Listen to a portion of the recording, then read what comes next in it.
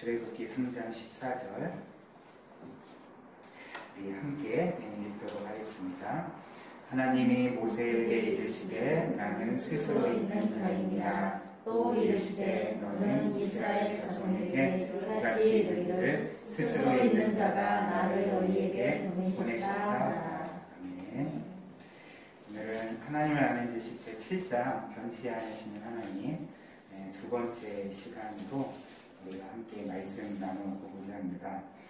우리가 지지난주에 함께 나눴던 말씀을 잠시 요약하고 또 기억해 보고자 하는데, 왜냐하면 우리가 지지난주와 오늘 살펴보는 이 하나님의 변치 않으심, 이 불변성의 교리는 굉장히 중요하고 또 우리에게 영적으로 큰 유익을 주기 때문에 우리가 지난주의 내용들을 한번 쭉 살펴보고 또 나머지 부분들을 함께 나눠보고자 합니다. 우리가 읽은 출애굽기 3장 14절 말씀처럼 하나님은 이스라엘 백성 그 모세에게 자신의 이름을 밝혀주셨는데 그 이름은 바로 스스로 있는 자이죠. 예후의 아쉐르 예후에라는 히브리어 단어인데 여러 가지로 번역이 되지만 영어 성경은 보통 I am who I am으로 번역을 했지만 그 한글 성경의 번역자들은 굉장히 정확히 신학적으로 번역을 해놨는데 그것은 바로 스스로 계시는 분이라는 것이죠. 그래서 우리가 계속 나누고 있는 것처럼 성경에 기록된 이름들, 특별히 하나님의 이름은 단지 그분의 호칭, 칭호가 아니라 그분이 우리에게 어떤 분이신지를 보여주시는 그 하나님 자신의 존재와 또 성품과 우리를 향한 그분의 모든 행하심이 이렇게 본질적으로 담겨져 있는 그런 하나님의 자기 계시를 알 수가 있는 것이죠. 그래서 하나님께서 자신의 이름을 밝힌 것, 나는 스스로 있는 자니라 라는 것은 단순한 호칭이 아닌 하나님이 그런 분임을 우리에게 알려주는 계시를 알 수가 있습니다. 그래서 지지난주에 우리가 살펴본 것처럼 하나님이 스스로 계시는 것, 혹은 하나님의 자존성의 교리인데요. 그 첫 번째로 생각할 것은 하나님이 스스로 계시다는 것은 말 그대로 원래부터 계시다는 뜻이죠. 그래서 영원 전부터 하나님은 시작된 시점도 없고 당연히 끝나는 시점도 없이 하나님은 이제 원래부터 계신 거죠. 그러니까 우리의 지성으로는 사실 도저히 이해가 되지 않지만 하나님은 원래부터 계신 분이라는 것을 우리에게 밝히 드러내 보여주셨습니다. 그래서 이 하나님이 스스로 계시다는 것이 하나님의 변치 않으심과 무슨 관계인가? 하나님께서는 제가 적어드린 것처럼 원래부터 계셨기 때문에 영원 전부터 삼위 하나님으로 계셨기 때문에 시작이 없으니까 사실 생겨나는 어떤 변화가 없게 되지 않겠습니까? 또 끝나는 시점도 없기 때문에 하나님께는 사라지는 변화도 없는 것이죠.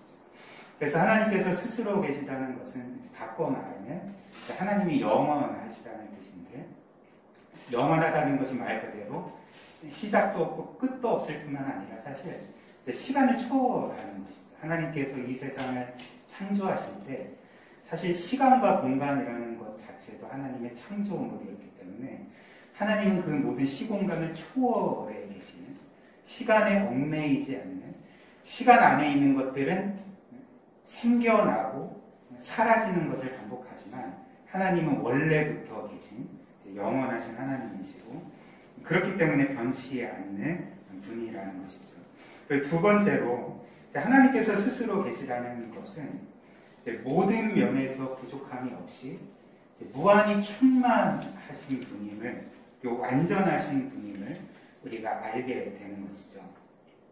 그래서 하나님이 원래부터 스스로 계셨기 때문에 사실 하나님은 곧 하나님 이외의 어떤 것에 의존해서 그렇게 하나님의 존재 자체가 생겨났거나 유지가 되거나 이런 것들을 우리가 도저히 상상할 수가 없는 것이죠. 그러니까 하나님께서 스스로 계시다는 것은 그분 자신이 홀로 존재하시기에 합당할 정도로, 충분할 정도로 모든 면에서 충만하시고 그리고 충만하다는 것은 어떤 것도 부족함이나 결핍과 결함이 없다는 것이니까 이제 완전하다는 것을 의미하게 되는 것이죠.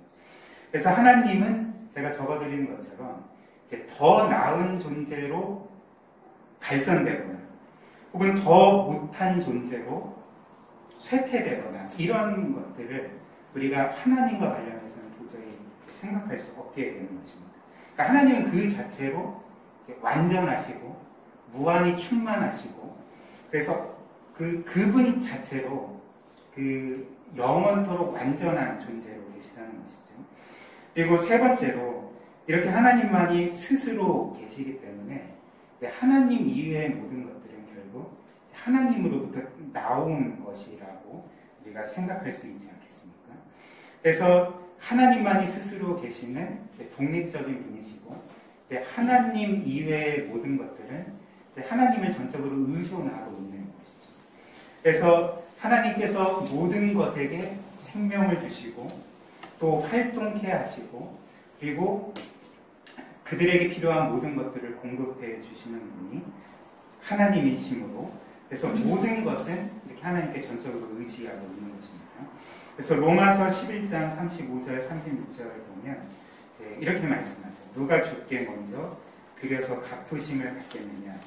이는 만물이 주에게서 나오고 주로 말미암고 주에게로 돌아갑니다. 그에게 영광이 세세에 있을지어다. 아멘.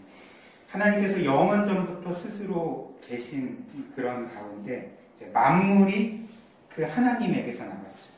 그리고 만물이 그 하나님으로 말미암아 활동하게 되고 그리고 결국에는 그 만물이 하나님께로 돌아가는 하나님의 뜻이 온전히 성취되는 그래서 결국 모든 영광이 하나님께만 돌려지는 것을 로마서 11장 35절 36절이 우리에게 분명히 선포해 주고 있는 것입니다.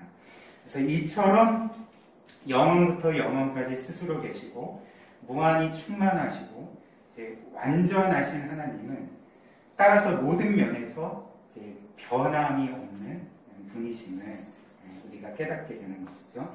그래서 지지난주에 우리가 몇 가지 하나님은 어떤 면에서 변함이 없으신가 살펴봤는데 첫 번째로는 하나님은 생명에 있어서 변함이 없으신 것이죠.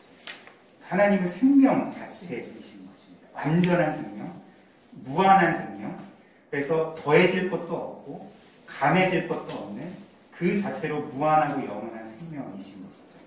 그리고 하나님은 생명이실 뿐만 아니라 계속 이제 강조해서 말씀드렸듯이 그 안에 이러한 무한하고 완전한 충만한 생명을 소유하고 계시고 또 성경은 이 성부께서 그 생명을 예수님께 성자에게 주셨다라고 말씀하거든요. 그래서 요한복음 1장 4절 보시면 그 안에 여기에서 그는 예수 그리스도를 가리키는데 그 안에 생명이 있었으니 그 생명이 사람들의 빛이라. 요한복음 5장 26절 보면 제가 말씀드린 것처럼 성부 하나님께서 아버지께서 자기 속에 즉 예수 그리스도 속에 그러니까 하나님 성부 하나님 속에 생명이 있음 같이 아들에게도 똑같은 생명을 주셨다는 것입니다.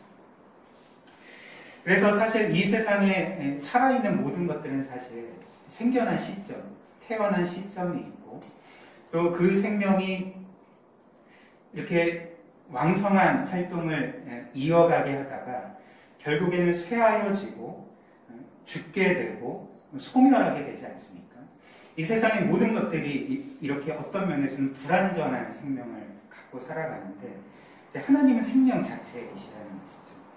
그래서 지난주에 제가 인용해드렸던 마이클 호튼이라는 신학자가 그 자신의 조직신학책에서 이렇게 기록을 했습니다. 그러니까 피조물은 살아있지만 하나님은 생명이다. 그리고 하나님은 이 생명을 자신 안에 갖고 계신다. 그래서 하나님은 언제나 주시는 분이며 피조물은 언제나 하나님께 받는 수혜자다. 이렇게 기록을 했던 것이죠. 두 번째로 하나님의 성품도 변하지 않습니다. 하나님의 생명도 변하지 않고 성품도 변하지 않는데 우리 인생의 경우는 사실 성품이 변하지. 착한 사람이 나쁜 사람이 될 수도 있고 또 나쁜 사람이 착한 사람이 될 수도 있지 않습니까? 우리는 어떠할까요? 우리는 나빴다가 점점 착해지고 있는 과정이 있죠. 성화의 과정이 있으니까. 이렇듯이 우리의 성품 자체도 시시각각 바뀌게 되는데, 그러나 성경이 분명히 말씀하는 바는 하나님은 그분의 성품에 있어서도 결코 변하실 수 없는 분입니다. 제가 계속 말씀드렸듯이 하나님은 완전한 분이시니까, 무한히 영원히 완전하신 분이니까 그 성품 자체가 이미 완전한 상태로서 변함이 없다는 것입니다. 영원히 동일하시다는 것이죠. 그래서 하나님의 성품이 어떤 것이 있을까요? 그분의 사랑, 자비, 긍휼, 오래 참으심, 신실하심 등등에서도 변치 않으시고, 또 그분의 거룩하심과 의로우심, 그 공의에 있어서도 하나님은 이제 변함이 없으신 것이죠. 그런데 이는 우리에게 놀라운 확신과 위로를 주거든요. 왜냐하면 그 하나님의 성품이 변치 않는다는 것은 결국 우리를 향한 하나님의 성품이 변치 않는 것을 우리에게 알려주기 때문에 그렇습니다. 즉 우리를 향한 하나님의 사랑도 결코 변하지 않고, 우리를 향한 하나님의 자비와 긍휼하심도 어떤 일이 있어도 변치 않고, 우리를 향한 오래 참으심과 신실하심도 결코 변함이 없는 것이죠. 자, 어떤 어려운 상황에서도 우리는 이 하나님의 사랑, 은혜, 긍휼과 자비, 그분의 선하심을 확신할 수 있고, 그렇다면 우리가 바뀌게 되면 하나님의 우리를 대하시는 성품도 바뀔까요? 그렇지 않죠. 그러니까 환경뿐만 아니라 우리 자신조차도 시시각각 바뀌지만, 특별히 그 하나님과의 관계에서 때로는 하나님에게 가까이 갈 수도 있지만 때로는 하나님을 멀리할 때도 있지 않습니까? 그럼에도 불구하고 하나님은 여전히 그 완전한 사랑, 변치 않는 그 무한한 사랑으로 우리를 사랑하신다는 것에 우리는 우리 자신의 모습과는 관계없이, 우리가 처한 상황과는 상관없이 늘 이 하나님 안에서 위로와 확신을 얻을 수가 있는 것이죠. 그리고 이런 하나님의 선하신 성품뿐만 아니라 사실 이렇게 하나님의 성품이 늘 변함없다는 것은 우리에게 또한 이제 거룩한 삶에 대한 어떤 동기, 강한 동기를 부여하게 되죠. 왜냐하면 하나님은 이제 사랑의 하나님, 또 은혜의 하나님이실 뿐만 아니라 그분은 거룩하신 분이고 거룩함에 있어서 결코 변치 않는 분이기 때문에 그렇습니다. 그래서 우리가 관계하는, 우리가 믿고 의지하는 하나님께서 우리를 사랑하시는 분일 뿐만 아니라 거룩하신 분이시고 우리에게 거룩한 성품과 삶을 요구하신다는 것을 우리가 기억할 때 이 하나님의 성품들이 우리를 거룩한 삶으로 인도하게 되는 것이죠. 그래서 레위기 1장 45절을 보면 내가 거룩하니 너희도 거룩하라 라는 말씀대로 살려고 애쓸 수 있게 되는 것입니다. 그리고 다음으로 하나님의 진리의 말씀도 변하지 않습니다. 그분의 말씀, 특별히 우리를 향한 그분의 약속이 결코 변하지 않고 반드시 성취된다는 것이죠. 그래서 우리가 나눴던 것처럼 우리 인생은 사실 우리의 생각과 판단에 있어서 늘 불완전하고 또 말에 있어서도 실수가 많지 않습니까? 그래서 우리가 과거에 했던 어떤 생각과 판단을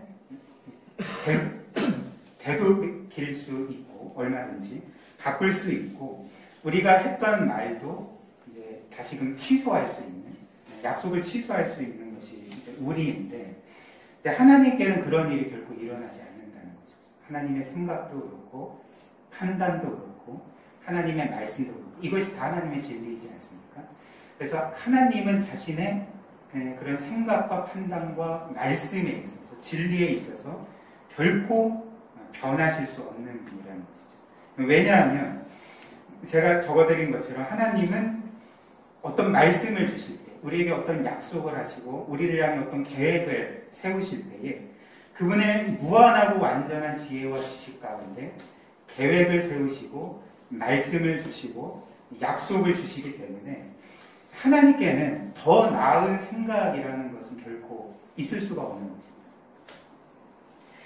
그리고 하나님께는 말의 번복이라는 것도 있을 수가 없는 일이라는 것입니다. 그리고 하나님은 그 말씀에 있어서 변치 않을 뿐만 아니라 사실 하신 모든 말씀과 약속을 능히 성취하실 수, 이루실 수 있는 전능하신 분이지 않습니까? 그러므로 우리를 향한 하나님의 말씀은 단 한 구절이라도 이루어지지 않는 법이 없고 모든 말씀이 하나님의 계획하신 때와 방법으로서 이루어진다는 것을 우리가 생각하게 되는 것이죠. 그래서 이사야 40장 8절 말씀을 보시면 이렇게 말씀합니다. 푸른 마르고 꽃은 시드나 우리 하나님의 말씀은 영원히 서리라. 또 마태복음 5장 18절에서 주님이 이렇게 말씀하시죠. 진실로 너희에게 이르노니 천지가 없어지기 전에는 이 세상 모든 것들이 사라지기 전에는 율법에 하나님의 말씀의 1.1획도 결코 없어지지 아니하고 다 이루리라고 말씀을 하는 것입니다. 그래서 이 또한 우리에게 정말 말로 표현할 수 없는 위로와 확신을 주는 것이죠. 왜냐하면 성경에 기록된 우리를 향한 하나님의 그 선하신 뜻과 계획과 말씀과 약속들이 반드시 이루어질 것을 하나님이 친히 약속하고 계시기 때문에 그런 것입니다. 그러니까 우리를 향한 하나님의 선하신 모든 약속들. 그래서 제가 좀 몇 가지를 적어놨는데요. 뭐 성경 전체가 우리를 향한 하나님의 약속이지만 이제 문득 생각났던 게 로마서 8장 28절, 30절 말씀, 38, 39절 말씀이었습니다. 제가 읽어드리겠습니다. 우리가 알거니와 하나님을 사랑하는 자, 곧 그의 뜻대로 부르심을 입은 자들에게는 모든 것이 합력하여 선을 이루느니라. 이 말씀도 반드시 이루어지고요. 그리고 29절, 30절 하나님이 미리 아신 자들을 또한 그 아들의 형상을 본받게 하기 위하여 미리 정하셨으니 이는 그로 많은 형제 중에서 맏아들이 되게 하려 하십니다. 또 미리 정하신 그들을 또한 부르시고 부르신 그들을 또한 의롭다 하시고 의롭다 하신 그들을 또한 영화롭게 하셨느니라. 무슨 말입니까? 하나님께서 시작하신 구원이 반드시 우리 가운데 성취된다는 것이죠. 우리는 우리 자신이 이 구원에 합당하지 않는 것처럼 여겨질 정도로 하나님을 멀리 떠날지라도 죄를 범하고 불순종할지라도 하나님은 영원 전부터 우리를 구원하시기로 계획하셨고 약속하셨고 그 약속을 반드시 어떤 일이 있어도 이루어내고야 마신다는 것입니다. 그래서 결국에는 우리를 영화롭게 하시는 것이죠. 또 로마서 8장 38절 39절에 이렇게 말씀합니다. 내가 확신하노니 사망이나 생명이나 천사들이나 권세자들이나 현재일이나 장래일이나 능력이나 높음이나 깊음이나 다른 어떤 피조물이라도 우리를 우리 주 그리스도 예수 안에 있는 하나님의 사랑에서 끊을 수 없으리라. 이 말씀도 우리에게 반드시 이루어집니다. 우리에게 어떤 일이 있어도 그리고 어떤 악한 영이 우리를 공격한다 할지라도 심지어 우리가 하나님을 멀리 떠나는 일이 있어도 우리를 그리스도 안에 있는 하나님의 사랑에서 결코 끊을 수 없다. 이 약속이 반드시 이루어진다는 것입니다. 저는 이 약속이 반드시 이루어졌다는 것을 확신하는 사람이거든요. 왜냐하면 제가 그랬기 때문에 그렇죠. 과거의 삶을 보면 도저히 하나님께 구원받을 수 없는 자이고 한동안 하나님을 멀리 아주 멀리 떠났던 자인데 결국에는 하나님께서 그분의 놀라운 섭리 가운데 저를 회심케 하시고 또 신학을 하게 하시고 사역자로 세우시고 또 오늘까지 이렇게 고유교회 담임 목회자로서 세우신 것을 보면 아, 이 약속이 진짜 사실이구나. 정말 참된 것입니다. 하나님께서 우리에게 하시는 모든 약속은 반드시 이루어지는구나. 이것을 확신하게 되는 것입니다. 그리고 네 번째로 하나님의 방식들도 변하지 않는 것이죠. 하나님의 생명 그리고 그분의 성품, 그분의 진리의 말씀 약속 또 변하지 않고 하나님께서 자신의 이런 성품과 또 말씀과 약속을 행동으로 실행시키시는 방식조차 변함이 없다는 것이죠. 쉬운 말로 하면 이 세상을 향한 또 우리를 향한 하나님의 일하시는 방식이 늘 동일하다는 것입니다. 그래서 이것을 두 가지로 우리가 살펴볼 수가 있는데 첫 번째는 하나님은 우리 가운데 일하실 때 그분의 주권과 자유에 있어서 변함이 없으신 것이죠. 좀 말이 어려운데 이제 무슨 의미냐면 하나님께서 행하시는 모든 일, 그것이 창조이든지 이 세상을 보존하는 일이든지 이 세상을 구원하시는 일이든지 모든 일에 사실 하나님은 주권적으로 일하시고 완전한 자유 가운데 일하시는 거거든요. 그러니까 누가 뭐 강압을 해서 하나님이 그 일을 하신다거나 혹은 하나님께서 뭔가 부족해서 그것을 채우시기 위해서 무슨 일을 하신다거나 이런 것이 전혀 없이 완전한 주권과 자유 안에서 하나님은 모든 일들을 행하시는 것이죠. 근데 특별히 사람을 구원하는 일에 있어서 이제 하나님의 주권과 자유가 분명하게 나타나는 것입니다. 그래서 성경에 따르면 하나님께서는 이 세상과 우리를 구원하실 때에 모든 죄인 중에 어떤 사람들은 구원하기로 결정하시고 또 어떤 사람들은 구원하시지 않기로 결정을 하셨다고 우리 분명히 말씀하고 있는 것이죠. 물론 어떤 사람들은 이런 그 소위 하나님의 예정, 교리에 대해서 이제 불편함을 가지고 이것은 부당하다, 이것은 불공평하다라고 항의할 수도 있을 것입니다.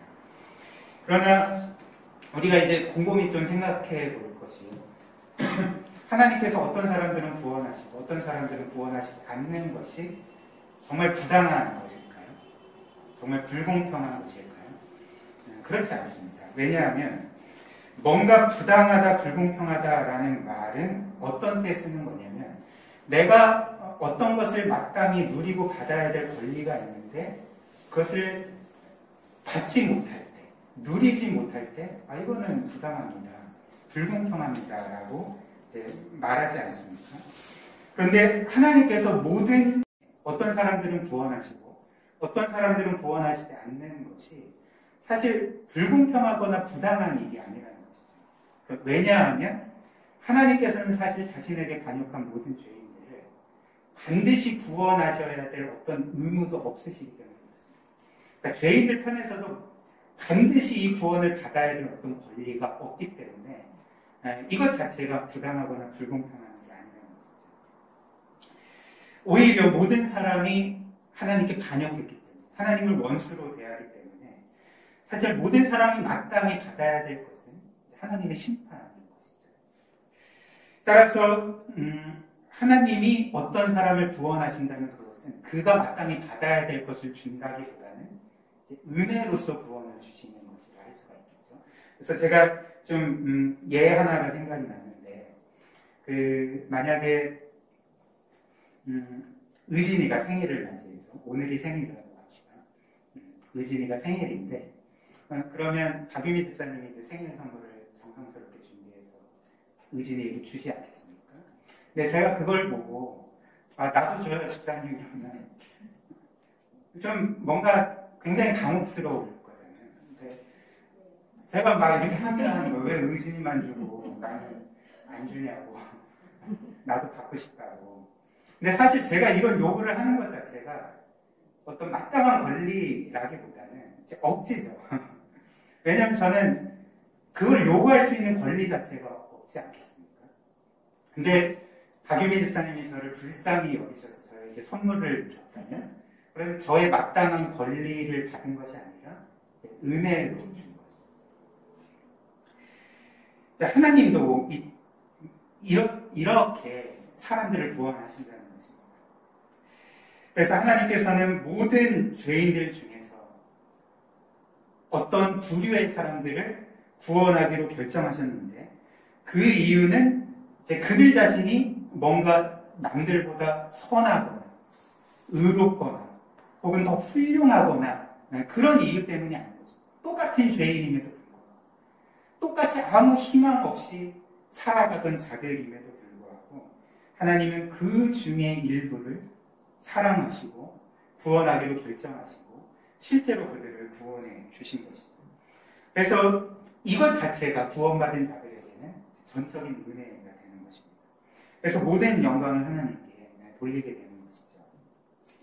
그래서 제가 설명드린 이런 하나님의 은혜로운 구원을 잘 우리에게 알려주는 말씀이 에베소서 말씀인데요. 에베소서 1장 3절부터 6절 말씀입니다. 찬송하리로다. 하나님 곧 우리 주 예수 그리스도의 아버지께서 그리스도 안에서 하늘에 속한 모든 신령한 복을 우리에게 주시되 곧 창세 전에 그리스도 안에서 우리를 택하사 우리로 사랑 안에서 그 앞에 거룩하고 흠이 없게 하시려 그 기쁘신 뜻대로 우리를 예정하사 예수 그리스도로 말미암아 자기의 아들들이 되게 하셨으니 이는 그가 사랑하시는 자 안에서 우리에게 거저 주시는 바 그의 은혜의 영광을 찬송하게 하려는 것이라. 아멘. 하나님께서 창세 전에 그리스도 안에서 우리를 택하셨다는 것입니다. 그리고 그 사랑 안에서 우리를 거룩하고 흠이 없게 하시고 그리고 예수 그리스도로 말미암아 자기의 아들들이 되게 하시고 구원하실 뿐만 아니라 하나님의 자녀가 되게 하시려고 우리를 구원하기로 결정하셨다는 것입니다. 그러니까 이 모든 것이 전적인 은혜인 것이죠. 그래서 6절 말씀에 뭐라고 말합니까? 이 모든 것들이 결국은 그의 은혜의 영광을 찬양하게 하려는 것이다.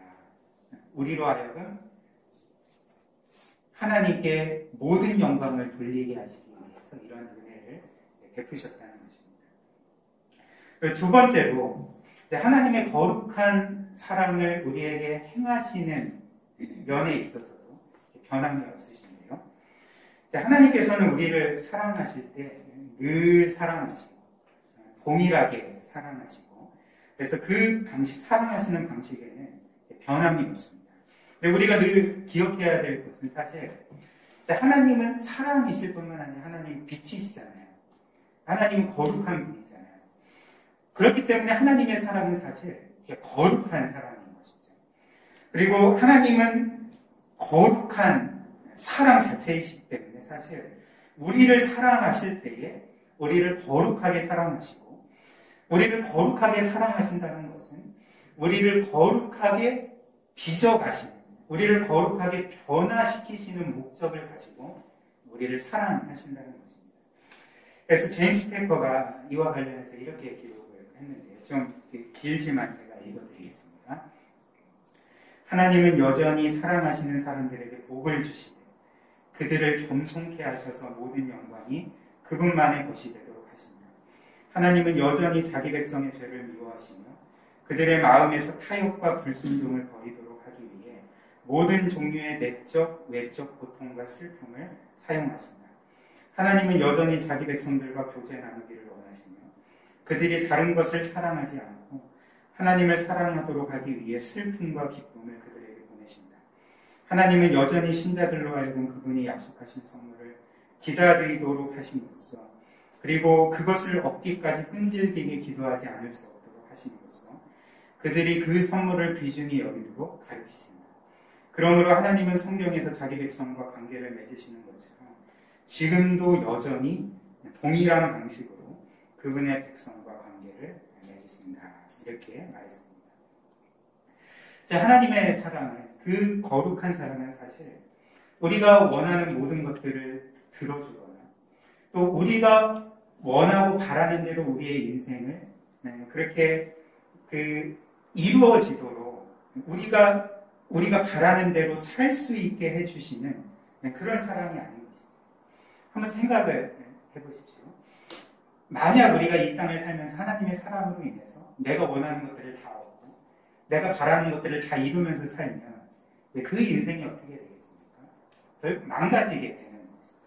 그러니까 하나님은 결코 이런 것들을 우리에게 허용하시지 않는 것이죠. 우리가 읽은 것처럼 에베소서 1장의 그 말씀과 같이 사실 하나님의 사랑은 우리를 거룩하게 빚어가시고 거룩하게 변화시키시고 무엇보다도 그리스도를 닮은 모습으로 빚어가시는 사랑이라는 것이죠. 우리가 읽은 그 로마서와 에베소서 말씀 다시 한번 읽으면 로마서 8장 29절에 뭐라고 기록합니까? 하나님이 미리 하신 자들을 또한 그 아들의 형상을 본받게 하기 위해 하나님이 영원전에 우리를 구원하기로 결정하시고 예정하셨을 때 그 목적이 그 아들의 형상을 본받게 하기 위해서 우리를 구원하기로 결정하셨다 이렇게 말씀하지 않습니까? 에베소서 1장 4절 말씀도 곧 창세전에 그리스도 안에서 우리를 택하셨는데 우리로 사랑 안에서 그 앞에 거룩하고 흠이 없게 하시려고 우리를 선택하시고 구원하셨다 이렇게 말씀하는 것이죠. 그렇기 때문에 하나님이 우리를 사랑으로 대하실 때 늘 우리가 원하는 방식으로 우리를 대하시는 게 아니라는 것입니다. 제가 적어드린 것처럼 우리를 사랑하시는 하나님은 때로는 우리에게 기쁨도 주시지만 때로는 슬픔도 주시는 것이죠. 때로는 고난의 과정을 겪게 해도 하십니다. 또 때로는 우리의 죄로 인해서 우리가 징계를 받게 하시기도 하는 것입니다. 또 때로는 우리가 그렇게 간절하게 기도하는 그 기도의 제목들, 그 기도 응답을 늦추실 때가 있는데 그것은 바로 우리로 하여금 더 하나님을 바라보고 의지하고 기도하게 하시기 위해서 때로는 기도 응답을 늦추실 때도 있다는 것이죠. 근데 그렇다고 해서 하나님이 우리를 사랑하시지 않는 것이 아니라 도리어 더 사랑하시기 때문에 완전히 사랑하시기 때문에 우리가 원하는 불완전한 것이 아니라 하나님이 기뻐하시는 완전한 것을 우리에게 주시기 위해서 그분은 거룩한 사랑으로서 우리에게 이렇게 섭리해 가신다는 것입니다. 이것이 바로 하나님의 변치 않은 거룩한 사랑인 것이죠. 그리고 하나님의 목적들도 변하지 않죠. 사무엘상 15장 29절 말씀 보면 이렇게 말씀합니다. 이스라엘의 지존자는 거짓이나 경계함이 없으시니 그는 사람이 아니시므로 결코 경계하지 않으심입니다. 또 민수기 23장 19절에도 하나님은 사람이 아니시니 거짓말을 하지 아니하시고 인생이 아니시니 후회가 없으시도다. 어찌 그 말씀하시는 말을 행하지 않으시며 하신 말씀을 실행하지 아니하시랴. 즉 이제 하나님께서는 결코 이제 변치 않으시고 특별히 경계함이 없으시다는 것입니다. 즉 그분이 영원 전부터 세우신 그 계획을 바꾸시거나 후회하시는 분이 없다는 것입니다. 그래서 시편 33편 11절에 여호와의 계획은 영원히 서고 그의 생각은 대대에 이르리로다 이렇게 말씀하는 것이죠. 그래서 그 아더 핑크라는 신학자가 또 과거에 훌륭한 설교자요 목회자였는데요. 이렇게 쓴 것을 그 제임스 베커가 인용을 했습니다. 인간으로 하여금 마음을 바꾸고 계획을 번복하게 만드는 것은 다음 두 가지 경우입니다. 곧 모든 것을 예측할 수 있는 성견 지명이 부족하거나 그것들을 실행하기 위한 성견 지명이 부족할 때다. 하지만 하나님은 전지하시고 전능하심으로 자신의 판결을 돌이키실 필요가 전혀 없다. 이어서 이렇게 말합니다. 하나님이 시간 속에서 하시는 일은 영원 전부터 계획된 것이다. 하나님은 영원 속에서 계획하신 일을 시간 안에서 수행하십니다. 하나님이 말씀 가운데서 행하겠다고 약속하신 것은 틀림없이 이루어질 것이다. 하나님의 뜻이, 하나님의 계획이 반드시 이루어진다는 것. 이 세상 모든 것들이 결국에는 하나님의 계획 아래에 있고 하나님이 뜻하신 대로 이 세상 모든 것들이 이루어진다는 것을 다시 한번 기억하게 되는 것이죠. 우리를 향한 하나님의 계획도 마찬가지죠. 특별히 구원의 계획, 우리를 영광스럽게 하기까지 그 구원을 이루시는 가운데서도 결코 그분의 계획은 변함이 없는 것입니다. 물론 제가 적어드린 것처럼 성경을 보면 하나님께서 후회하셨다라는 그런 말씀들이 몇몇 경우에 등장하게 되는데요. 그러니까 예를 들면 하나님께서 그 이스라엘의 왕으로 초대 왕으로 사울을 세우시지 않았습니까? 이후에 사울이 불순종했을 때 하나님은 이 사울을 왕으로 세운 것을 내가 후회한다라고 말씀을 하셨던 것이죠. 사무엘상 15장 11절 말씀처럼 내가 사울을 왕으로 세운 것을 후회한다 이렇게 말씀을 하신 것이죠. 그렇다면 하나님은 분명히 변치 않으신다고 했는데 그리고 그분이 영원 전부터 세우신 계획이 결코 변함이 없고 그것과 관련해서 후회하시지 않는다고 말씀하셨는데 그렇다면 이 말씀은 도대체 뭔가 하나님이 지금 후회하고 있지 않나 라고 뭔가 이 말씀에 대해서 뭐랄까요 이렇게 반박할 수도 있지 않겠습니까? 그런데 우리가 곰곰이 이 말씀을 살펴보면 사실 하나님께서 사울을 왕으로 세우셨다는 것, 그것을 후회하셨다는 것을 우리는 하나님께서 과거에 사울이 범죄할 것을 모르셨다거나 혹은 사울을 처음에 왕으로 세우기로 계획했는데 이후에 생각해 보니까 내 판단이 부족했구나. 후회한다. 이런 그 의도의 말씀이 아니라는 것이죠. 그러니까 하나님께서 후회하셨다라는 말, 이렇게 좀 신학적으로 어려운 말인데 신인 동형 동성론적 표현이라고 하는데요. 들어보셨던 것 같아요. 반응이. 근데 이제 쉽게 말하면 하나님은 무한하신 분이잖아요. 우리를 무한히 초월하신 분이잖아요. 그런데 하나님은 자신의 뜻과 그분의 성품과 계획과 그 진리의 말씀을 우리에게 알려주실 때에 우리는 사실 그 초월자인 그 하나님을 도저히 이해할 수 없지 않습니까? 그분이 우리 인간 편까지 자신을 낮추심으로써 우리 인생들이 듣고 깨달을 수 있는 언어로서 그분의 안타까움을 표현하신 말씀이라는 것이죠. 그래서 이 하나님이 후회하셨다라는 말씀은 사울의 불순종을 예측하지 못하셨다거나 하나님의 계획 안에 없던 일이 갑자기 생겨났다거나 그래서 그 계획이 틀어졌다는 것을 의미하는 것이 아니에요. 그것조차 하나님의 계획 안에 있었다는 거죠. 이를 어떻게 할 수 있냐면 곧바로 29절에 그러니까 사무엘상 15장 11절에 후회하노라 이렇게 말씀하시고 이후에 29절에 어떻게 말씀하냐면 하나님은 결코 변개함이 없다. 후회하지 않으신다라고 말씀하신다는 것입니다. 그리고 마지막으로 7페이지 보시면 하나님의 아들도 우리 그리스도 변치 않으시는 분이십니다. 히브리서 13장 8절 말씀입니다. 예수 그리스도는 어제나 오늘이나 영원토록 동일하십니다.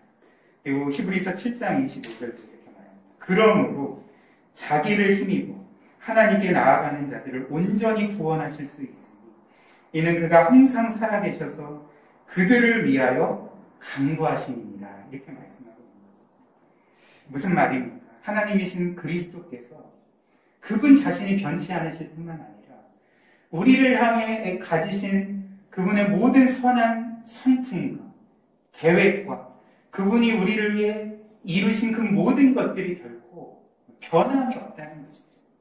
그래서 그분이 우리에게 베푸신 사랑과 은혜와 자비와 선하심과 그 신실하심과 모든 것들이 늘 영원히 동일하다는 것이죠.